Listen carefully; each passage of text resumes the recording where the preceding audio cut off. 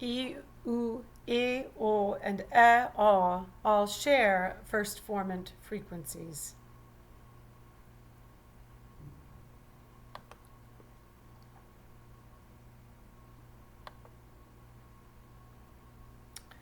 Working with students on moving back and forth on vowels that have a shared first formant frequency are good for laryngeal stability because it's the throat space that's associated with the first formant. And so moving, for example, between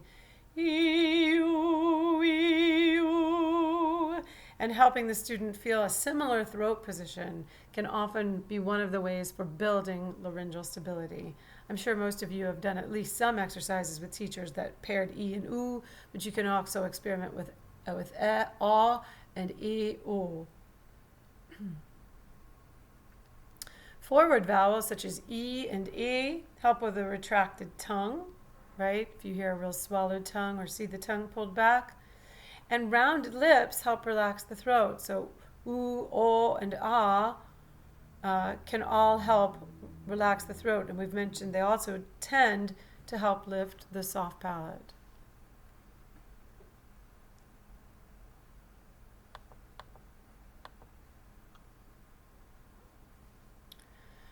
When you think of modifications from a technical perspective, opening the vowel, asking the student to open the vowels, let's say from E to will tend to help drop the jaw, and closing the vowel, such as moving from to E, tends to help front the tongue.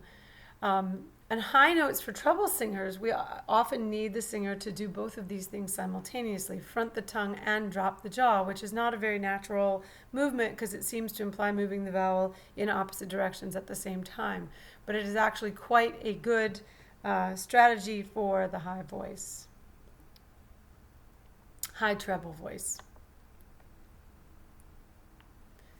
So this is just a smattering of different bits of advice I find myself giving frequently.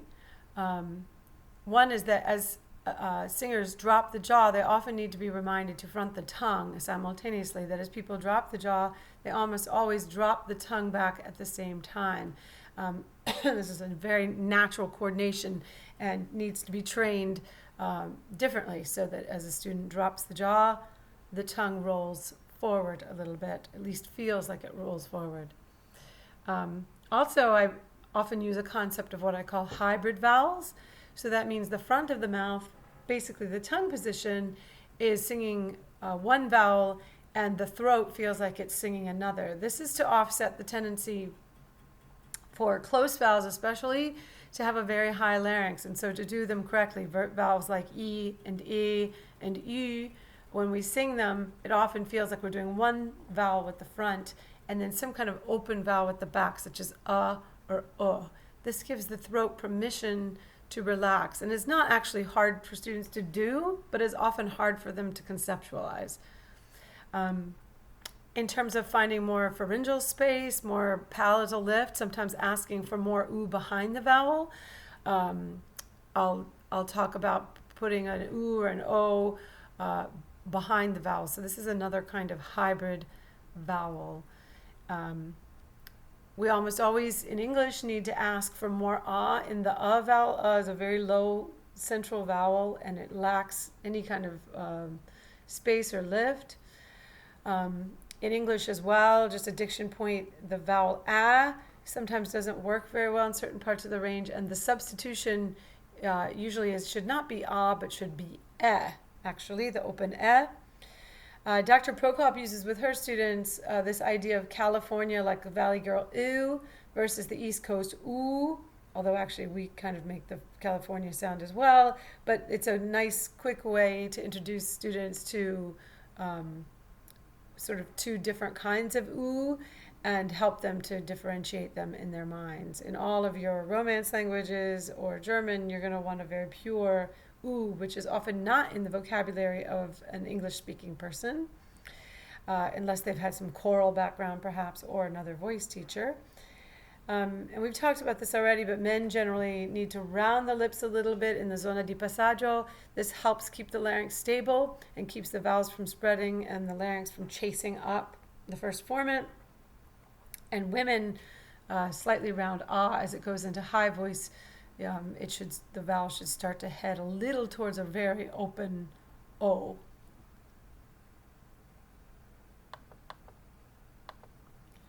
This shows some vowel modifications you can play with on Voce Vista as you look to gain more control and more understanding over how the formants move, or targeting a specific formant and trying to get it to move either higher or lower. So for example, I'll just read the first one. Open E. If you want to lower F1 and raise F2, move towards E. For open E again, if you want to lower F1 and lower F2, you can round it to a little A lot of male teachers will teach their male singers to make their a little bit of a mixed vowel in the zona di passaggio.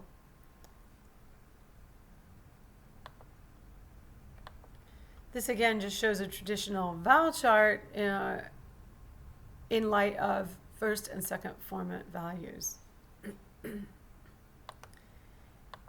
And this shows it in relationship to the positions of articulation. So the more space there is between the tongue and the roof of the mouth, the more open the vowel is, and the higher F1 is, and then reverse.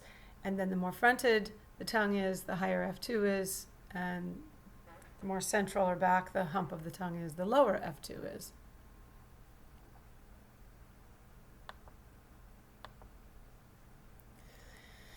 Ware mentions we always need vowel modification when to counteract vocal tones that are strident, spread, or piercing in timbre, right?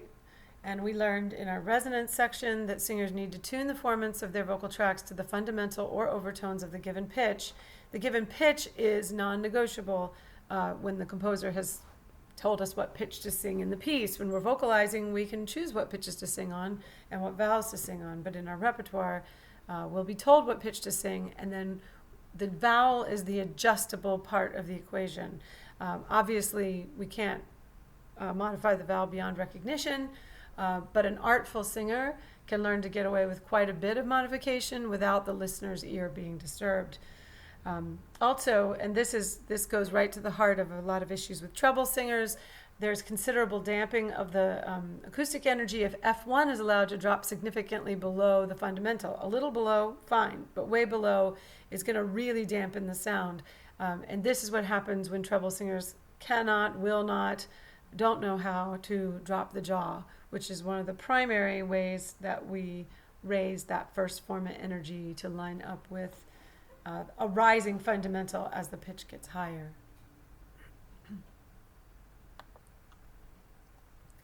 This is an idea made popular by Ken Bozeman, and I think it's worth considering, which is that vowel modification in men is more passive. In other words, the goal of a male singer is often just not to change position. In other words, not to let the larynx chase the pitch up. So in other words, just to maintain the position they are in and let the frequency rise. Vowel modification in the female voice or the treble voice countertenors, for example, is more active. Our goal is actually to drop the jaw, to move position in order to keep first formant tracking with the fundamental.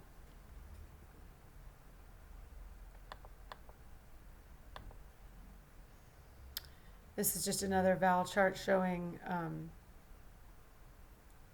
front, back, high, and low. This is a graphic from a book by Lessig that I just really enjoy. It compares various consonants to musical instruments in the orchestra, and it very much is that way that we are playing these consonants like orchestral instruments. And you can see the conductor here is you, and the vowels are the soloists. So I just thought that's a fabulous analogy.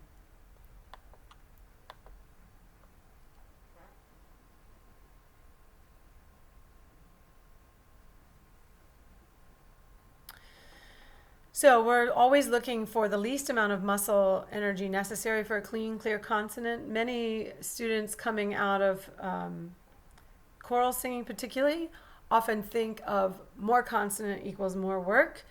And a lot of times you will be working to teach them to be efficient with their use of energy. All we need is a clean, clear consonant. And if we need to make it louder, we